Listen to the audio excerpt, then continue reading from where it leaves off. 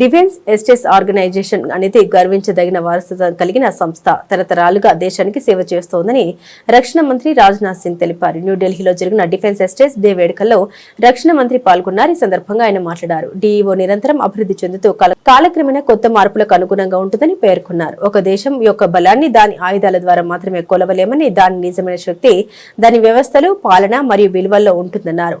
పాలన నిజాయితీగా, పారదర్శకంగా మరియు సున్నితంగా ఉన్నప్పుడు అది దేశానికి బలమైన కవచంగా మారుతుందని తెలిపారు.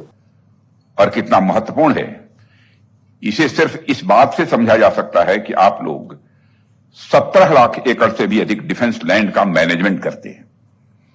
यह कोई, मैं मानता हूं, साधारण जिम्मेदारी नहीं है।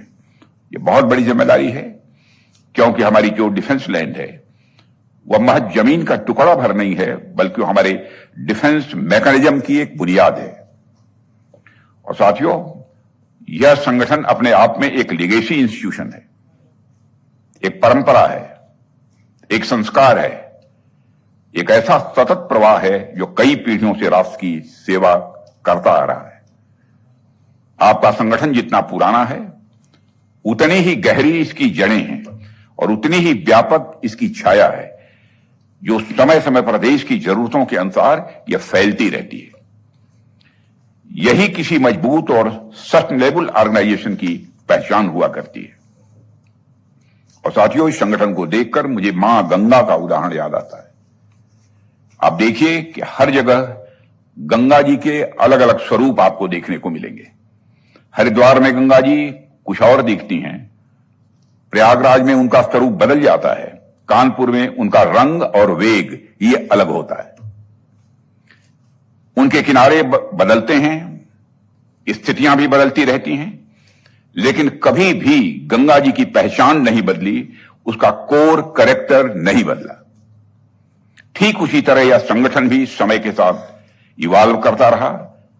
परिस्थितियां बदली, रोल्स बदले, रिस्पॉन्सिबिलिटीज बदली, नए चैलेंजेज आए, लेकिन इसका मूल स्वभाव वही रहा: discipline, service and unwavering commitment to the nation. और साथियों, हम सभी जानते हैं कि किसी भी ऑर्गेनाइजेशन के लिए सबसे डिफिकल्ट टास्क होता है बिना अपनी ओरिजिनलिटी को खोए हुए किसी चेंज को एक्सेप्ट करना। लेकिन आपने यह करके दिखाया है, और इसकी पुरानी ऑर्गेनाइजेशन होने के बावजूद आपने मॉडर्न थिंकिंग को भी सहज तरीके से अपनाया है। टेक्नोलॉजी को आपने अपनाया है, प्रोसीजर्स को सिंप्लीफाई किया है, और चेंजिंग एक्सपेक्टेशंस के अनुसार खुद को आपने अपने को अलाइन करने की कोशिश भी की है।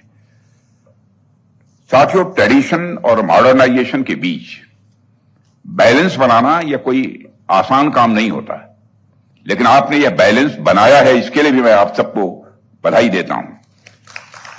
आज अगर हमारा डिफेंस सेक्टर इतनी तेजी से प्रगति कर रहा है, तो उसमें आपके इस डेडिकेशन का भी एक मेजर कंट्रीब्यूशन है।